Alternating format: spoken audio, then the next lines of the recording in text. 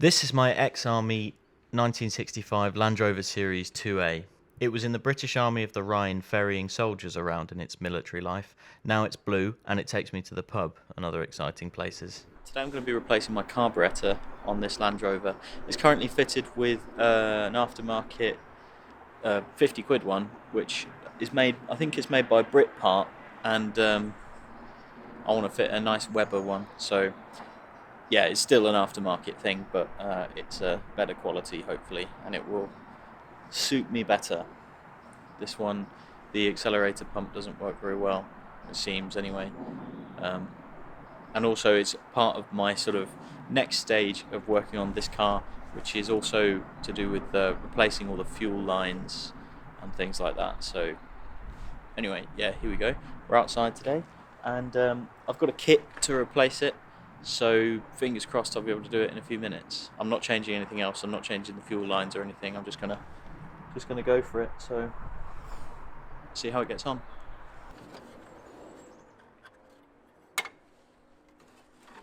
To replace the carburettor, all you have to do is take off the air filter and take off the accelerator and choke linkage. You undo 2 bolts and put a new gasket on it, and that's it. It's really easy.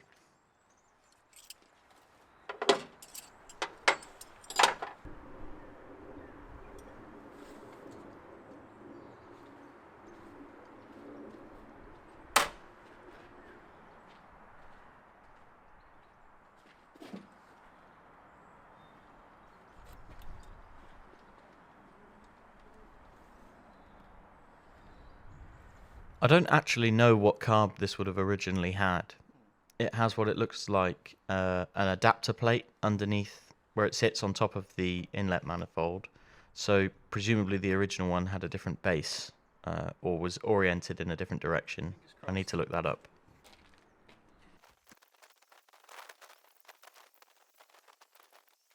I did put a horrible plastic fuel filter in the line between the tank and the carb.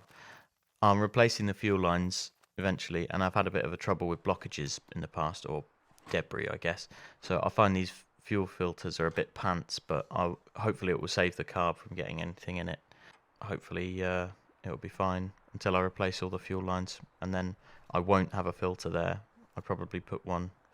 Well, a Land Rover has a fuel sediment bowl built in to the lift pump, but for whatever reason, the fuel tanks on these can get really rusty, so it is worth filtering the petrol.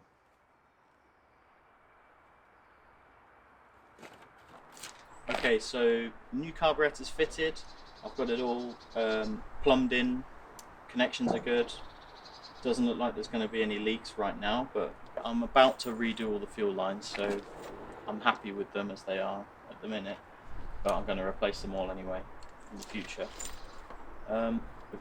Let's see if it starts, and then let's see if we can get it to run nicely.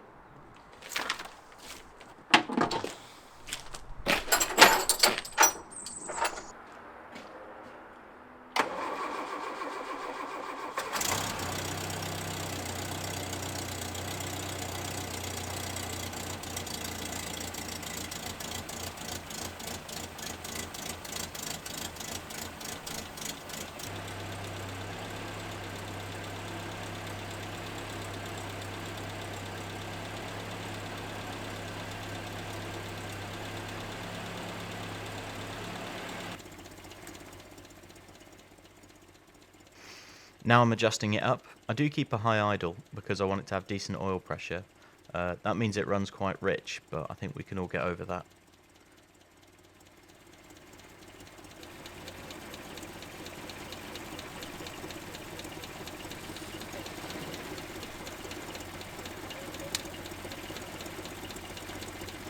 Good.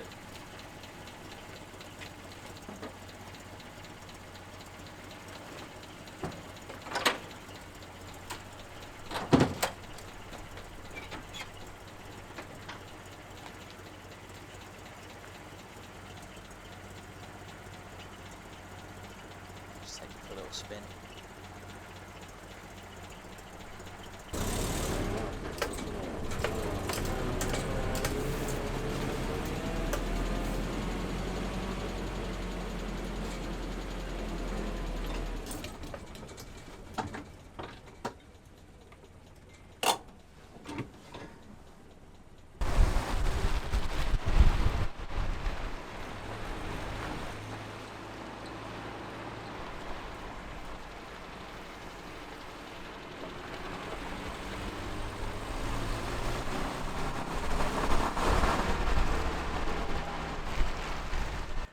I think after that little yard shakedown, we can say that was a moderate success.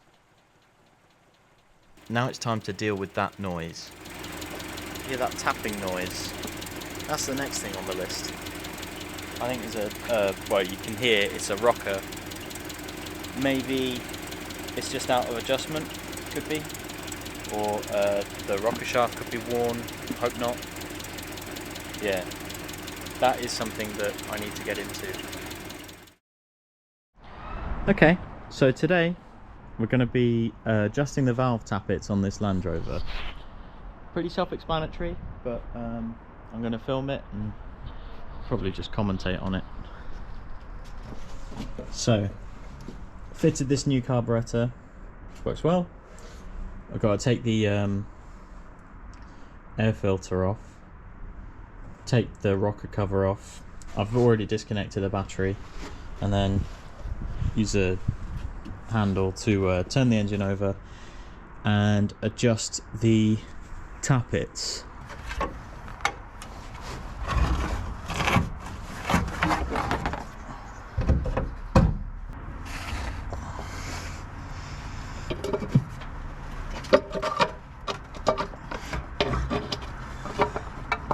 There we go.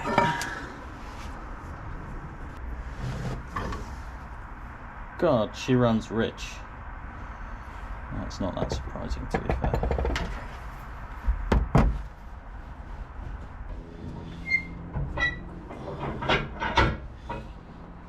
The way you adjust the valve tappets is you turn the engine over by hand, and on a 4-cylinder engine with 2 valves per cylinder, it's easiest to remember the rule of 9. You set the clearance on the valve when the corresponding valve is fully open. So, for example, if you're setting the first valve in the line, you make sure that the 8th valve is the one that's fully open. Or if you're doing the 4th one, you make sure the 5th one is fully open, etc. I know that sounds weird and confusing, but it is really straightforward, and there are loads of videos that go over this. But the best idea is to use the workshop manual and just take your time. And another thing, open valves are when the spring is all the way compressed. It can be confusing, and I've seen it done backwards.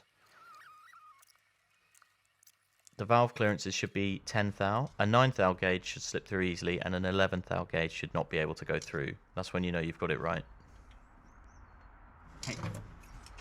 Right. Okay, so that's the tappets adjusted up. Now I'll put everything back together and we'll start it and see how it sounds.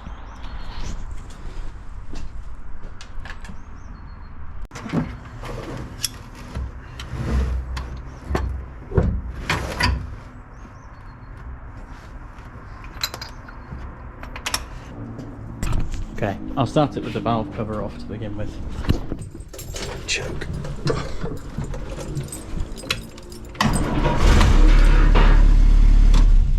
Oh yeah. It's always a good idea to remember to take that out.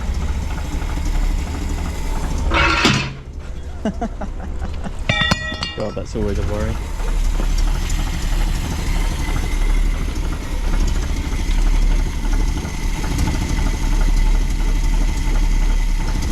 Okay.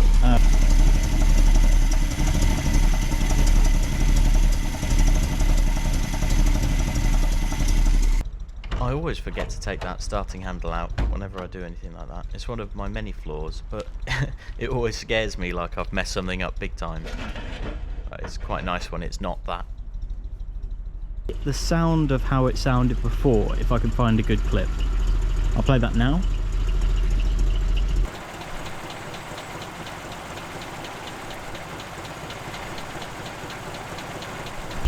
And here's how it sounds now.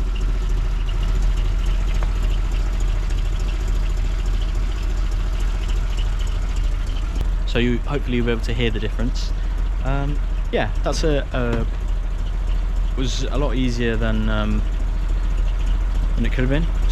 I want to drive this most days in the summer, so we'll see how that goes. Whether or not that actually happens. That's usually what I say every year, and it doesn't happen like that.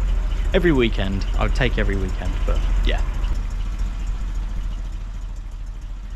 But that is not all for this video. There's another thing I want to do, or at least start to do, and that is sort the tyres out.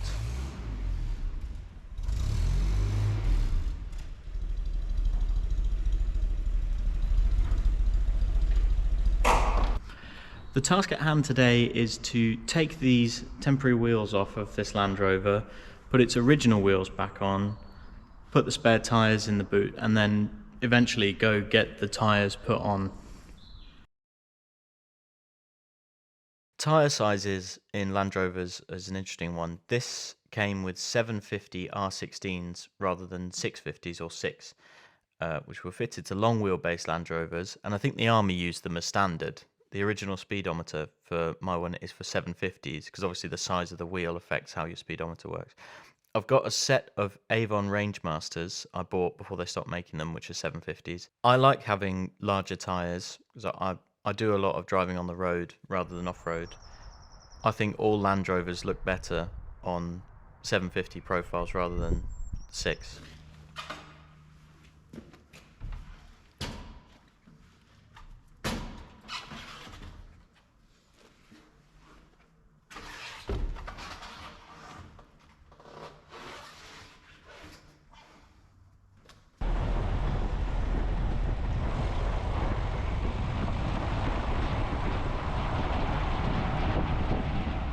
I ran out of time to get the new tyres put on, so I'll pop that in the next film, where we'll be doing other equally as thrilling work to this old motor. Thank you for watching this film. If you're doing this work yourself, let me know how you get on in the comments. I hope it helped. If so, I'll be back with more soon. There's a bit more to do before we're done for this spring cleaning. See you on the next one.